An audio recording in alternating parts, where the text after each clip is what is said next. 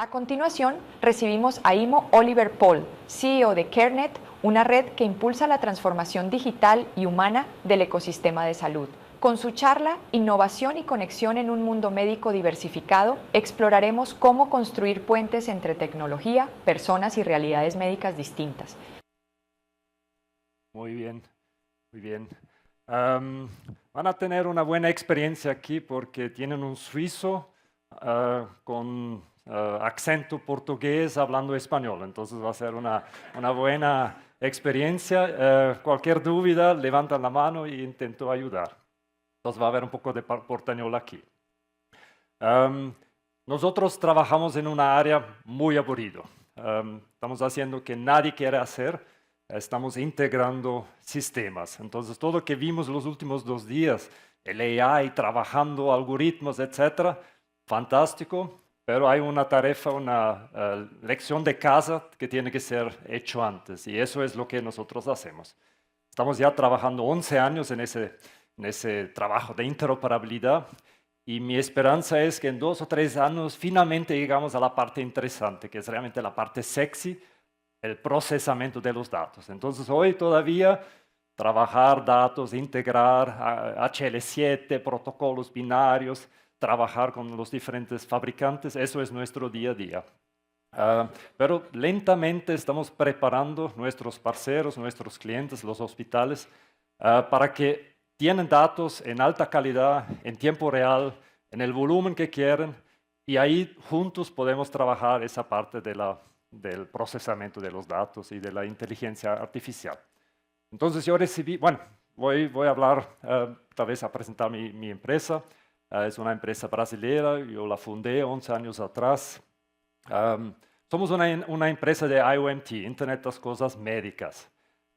Empezamos con wearables, después trabajamos durante muchos años como una plataforma de monitoramiento de pacientes dentro y fuera del ambiente clínico hospitalar, y hoy nuestro océano azul está dentro de los hospitales, dentro de las áreas críticas del hospital, principalmente UCIs y el centro cirúrgico. Entonces, voy a intentar traer la experiencia que tuvimos en los últimos años para compartir aquí un poquito ese viaje. Recibí ese pedido de Andrés de hablar de innovación y conexión en un mundo médico diversificado, y lo adapté un poquito más para nuestra realidad. Entonces quiero tal vez refletir con ustedes aquí sobre cómo la UCI del futuro debería ser y cómo se llega ahí, cómo podemos llegar a ese punto. Y voy a compartir ahí varios años de experiencia en esa área. También tengo que hacer un disclaimer. Como probablemente todos los visionarios aquí, me encanta la tecnología y me encanta la sinergia entre tecnología y salud. Entonces, la tentación que todos nosotros tenemos todos los días es traer todo eso. Cualquier cosa nueva quiero traer, quiero ver cómo lo puedo incluir en mi solución, quiero ver cómo puedo crear una solución más inteligente, más rápida, más eficiente, más bonita, con más herramientas, etc.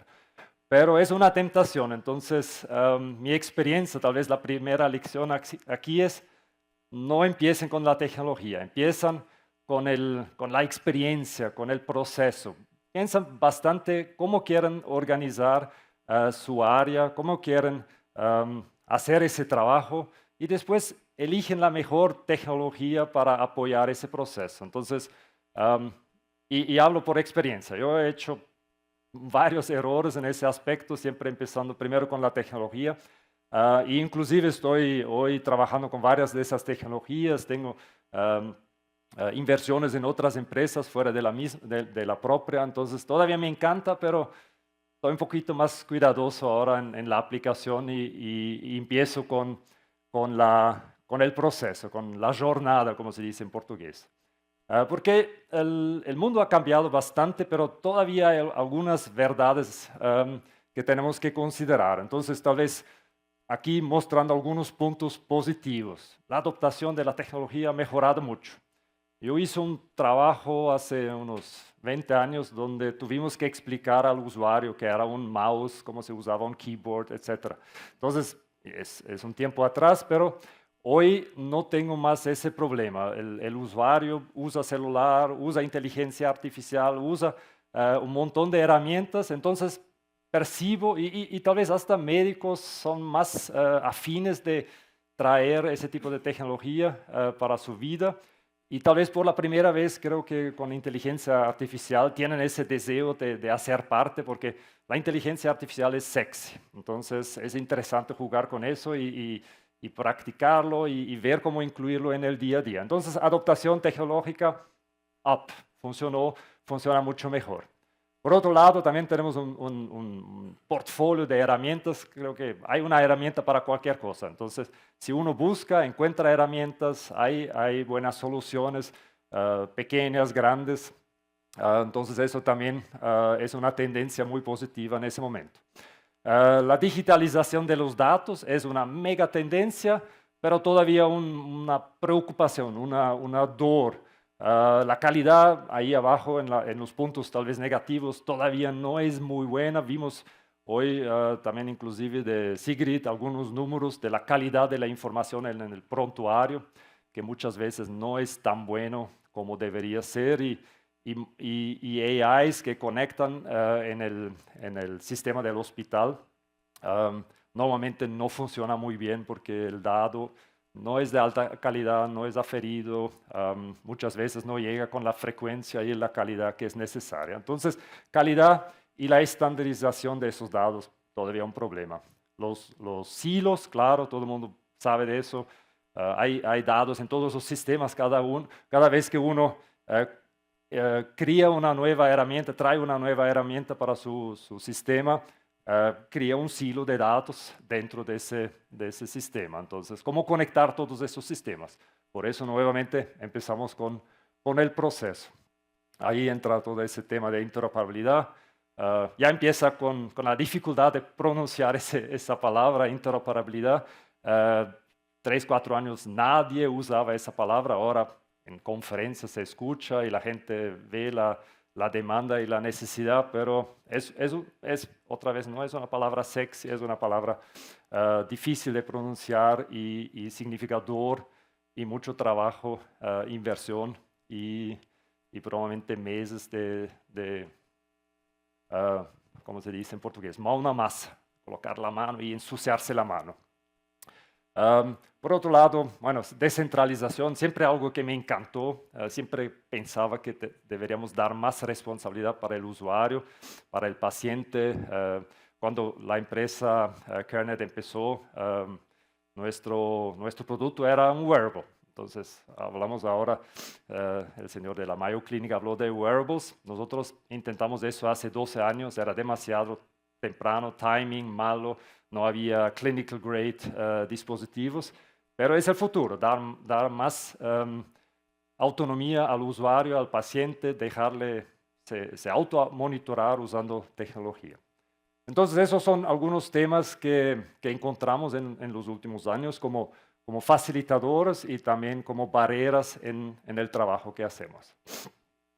Y la conclusión, ya la anticipé, tienen que pensar en el flujo y en la experiencia del paciente, del usuario, si es el médico, si es la enfermera, y no pensar en la tecnología. La tecnología viene después. Y hay mucha tecnología y se pluga y funciona y va a crear una experiencia que funciona para todo el mundo y crea una solución sustentable. Entonces, déjame compartir un poquito lo que hicimos nosotros para crear la solución que hoy funciona muy bien. Entonces, lo primero era, tuvimos que convertirnos de una empresa de tecnología, solo developers, solo gente trabajando en IoT, desenvolviendo drivers, pero no entendiendo nada del hospital. Tuvimos que convertirnos en una empresa de salud, de facto. Entonces, eso también significaba que tuvimos que contratar intensivistas, contratar enfermeras.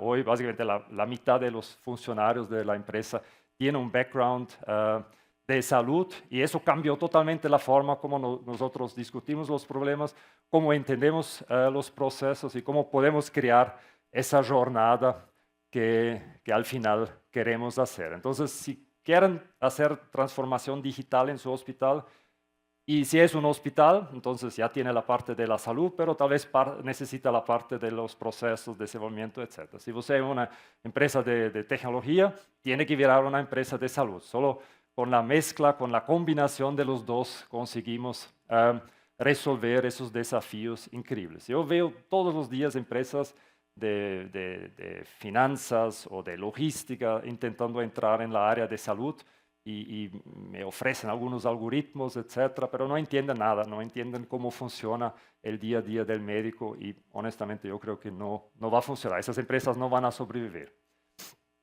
Ahí el segundo punto, y aquí la parte más aburrida del trabajo de nosotros, la integración de los equipos.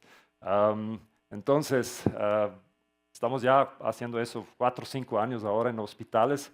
Entonces, ¿cuál era el desafío? Tuvimos que entrar en contacto con todos los fabricantes de los equipos porque no hackeamos equipos, lo hacemos en conjunto con el fabricante. Entonces, tuvimos, y ahí tal vez ayudó que soy suizo, somos neutrales, diplomáticos, conseguí crear relaciones con todos los players, que todos nos ven un poquito como concurrencia, porque todos los fabricantes también tienen algún software y tienen miedo que tal vez abren ahí la puerta para una empresa como nosotros que ocupa ese espacio de software y tal vez sustituye su central y sustituye sus sistemas. Pero al mismo tiempo saben que el hospital no va a querer tener 5 centrales en la pared, uno para el monitor da Mindray, otro para monitor da Nihon, otro para monitor da Philips, y después una central para la bomba, y otra central para el ventilador, y otra central para hemodiálisis. No, así no va a funcionar. Tenemos que agrupar los datos alrededor del paciente y no agrupado por sistemas, si no continuamos con los silos. Entonces conseguimos con esas empresas, recibiendo apoyo, recibiendo datos de test, recibimos equipos, tenemos un laboratorio donde entra cada semana, entra un equipo, sale otro, y hacemos el desenvolvimiento de los drivers.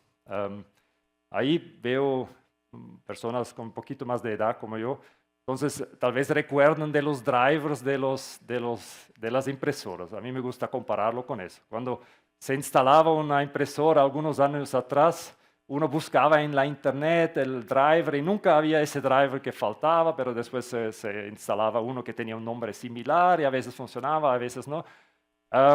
Aquí es 10 veces más difícil porque ese driver no existe, no está en el internet.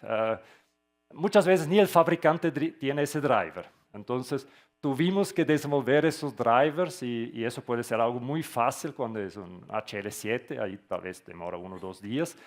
Pero también en otros casos, por ejemplo, con bombas de Fresenius, tardamos 3 meses en entender un código binario que salía de ese protocolo para convertir eso en información. Entonces, siempre es la misma jugada. Empezamos con datos crus, 0, 1, 0, 0, 1, 0, convertimos eso en información y después queremos convertir esa información en conocimiento, en insights. Entonces aquí estamos en el piso con la cosa más básica, convirtiendo protocolos propietarios o más avanzados de los fabricantes. Entonces hoy hay una biblioteca y eso nos facilita mucho el trabajo. Después, el próximo paso, ahí como empezamos básicamente trabajando ya directamente con hospitales, fue un hospital que nos dio ese tal vez desafío algunos años atrás. Cuando finalizamos la integración, cogimos los datos del monitor, de la bomba, del ventilador, lo mandamos al sistema del hospital, todo el mundo feliz, pero ahí ya nació un otro deseo. Y el otro deseo era: quiero ver esos datos en tiempo real, quiero tener una central multimarcas. Yo, el hospital, quiero poner todos los datos en la misma pantalla y quiero ver esa pantalla en una pared, en el puesto de enfermería y también lo quiero ver en el tablet y lo quiero ver en el celular y nosotros pensamos, ok, nos gusta, otro buen desafío, vamos a hacer eso. Entonces empezamos a crear esa central multimarcas que, como prometí, agrupa todas las informaciones alrededor del paciente y funciona muy bien. ¿Okay? ¿Cuál es el próximo? Ahí tal vez ya entra un deseo mío. Yo quiero ser el software que alimenta una estructura así, una tele-UCI, un command center, donde un hospital tiene sus mejores intensivistas que dan apoyo, no solamente a 20 camas de una UCI en el mismo hospital, ¿no? A 50 camas de otro hospital y tal vez un tercero y tal vez un quinto o cuarto, quinto, que son hasta de terceros. En Brasil, en ese momento, los grandes hospitales como el Einstein, Sírio-Libanês, quieren comenzar a ofrecer el servicio de supervisión de UCIs a terceros, empezando tal vez con el mercado público, donde ya están envolvidos, pero también quieren ofrecer ese servicio a otros hospitales privados. ¿Y por qué hace ese sentido? En un país tan grande como Brasil, uno no encuentra los mejores intensivistas fuera de los capitales, inclusive no solamente fuera del capital, de la capital, fuera del centro bonito y rico de la ciudad. Porque si alguien tiene que trabajar en la periferia en Sao Paulo, tal vez se piensa dos veces si va a aceptar ese trabajo. Es lejos de llegar, es peligroso. Entonces, y eso todavía peor cuando son ciudades pequeñas del interior de Sao Paulo o de otros estados. Entonces, si un hospital, un grupo hospitalar quiere mantener el mismo estándar de calidad y de seguridad del paciente en todos sus hospitales, necesita sus mejores intensivistas acompañando todas las camas de forma remota y guiando tal vez personas más jóvenes, con menos experiencia, de forma inteligente, manteniendo así los protocolos del hospital. Pero ahí viene tal vez el próximo desafío y todo ese evento es sobre esa parte, el procesamiento.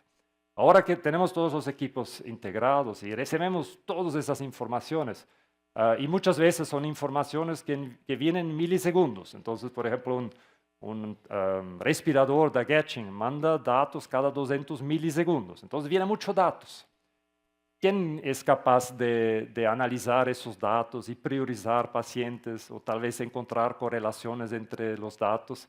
Nadie, es imposible. Entonces, no existe una tele-UCI profesional bien hecha sin el procesamiento de esos datos, mínimamente para priorizar los pacientes, pero idealmente también calculando riesgos.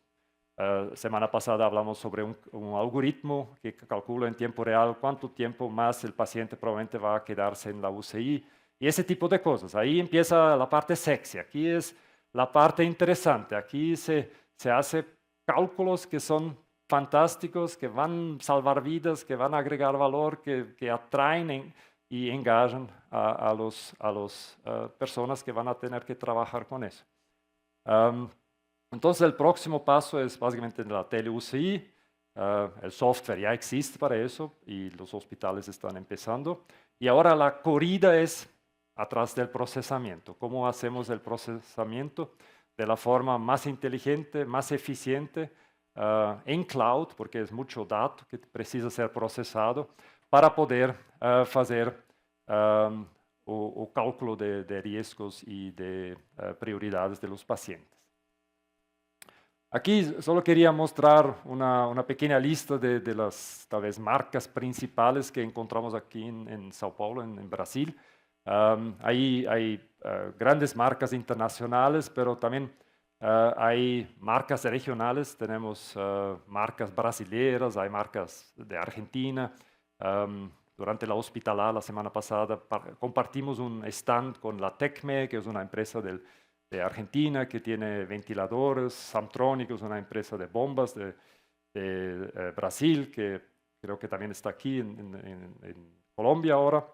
Instramed, otra de Brasil. Entonces hay una gran mezcla de empresas y todas esas empresas trabajan con nosotros porque ven que no venden más sus equipos sin interoperabilidad. El hospital cambió el chip, cambió el mindset. No hace sentido tener un equipo, un lot de equipos que cuesta millones de dólares, que solo genera datos, hace su trabajo, pero no comparte esos datos con ningún otro sistema. Eso es inaceptable. y cambió bastante en los últimos años.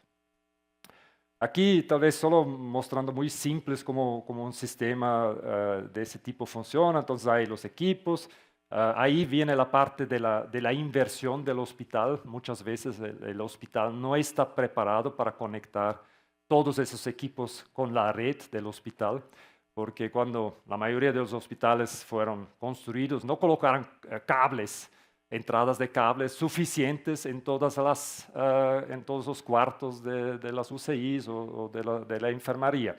Ahí la realidad hoy es que básicamente el hospital usa cable y al mismo tiempo usa Wi-Fi para incluir esos equipos en la red del hospital. Ahí esa información entra en la red del hospital, está compartido con una empresa como la nuestra, que hace la traducción, que traduce esos protocolos y devuelve esa información para el hospital para alimentar algún sistema, el Electronic Health Record, y también devuelve la información vía URL, vía un link, para poder accesar la información no celular, no tablet, no computador, de quien sea. Parece fácil, pero no es tan fácil. Y hay otro slide que no voy a traer porque no quiero asustar a nadie. Pero hay un montón de cosas que pueden no funcionar aquí. Cosas simples. Alguien sacó el cable del equipo. O alguien sacó en la limpieza el cable de la central. Ahí el sistema cae porque la conexión se pierde. Entonces, siempre digo que estamos ayudando al personal en el hospital, a las enfermeras, técnicos de enfermería, pero ellos también tienen que asumir una cierta responsabilidad por esa infraestructura. Si ellos sacan una bomba de una cama y la ponen en otra cama, tienen que desconectarla correctamente y conectarla correctamente otra vez en la otra cama. Ya acabando el tiempo, quería solo mostrar aquí algunos indicadores, algunas mejorías. No sé si van a compartir la presentación después, si no me lo pueden pedir. Pero quería terminar tal vez mi charla con un estudio que hicimos unas 3 semanas atrás en el grupo DASA, que ahora sacó sus hospitales y está funcionando en la red América, que va a ser el segundo mayor red de hospitales de Brasil. Y pasamos varios días con la gente del hospital midiendo paso por paso cuánto tiempo gastan haciendo la captura manual de los datos. Entonces, cada 1 hora, cada 2 horas, dependiendo del hospital, van al lado de la cama, cogen un papel, copian datos, después vuelven al puesto de enfermería, hacen fila para accesar al computador, abren el computador, buscan el paciente, buscan el campo y ponen el dato dentro del campo. Entonces, súper conservador, 4 minutos por cama cada vez. Pero si eso se multiplica, por ejemplo, con un hospital de 60 camas y que hace una lectura por hora, se pierde ya 100 horas de trabajo de ese personal por día. Y en un año se pierde 35,000 horas de trabajo de esa gente, que gastan básicamente 1/3 del tiempo de ellos haciendo esa captura manual de los datos.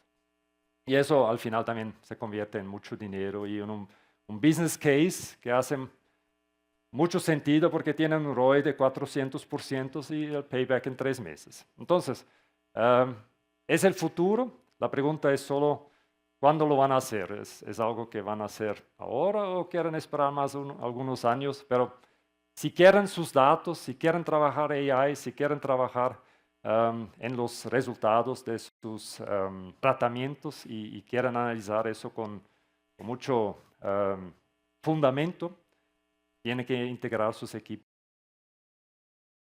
y tienen que digitalizar sus datos. ¿Ok? Voy a mostrar aquí mi guitarra. Aquí. Entonces, si alguien quiere la presentación, quiere hablar conmigo, eso es mi contacto, sería un gran placer.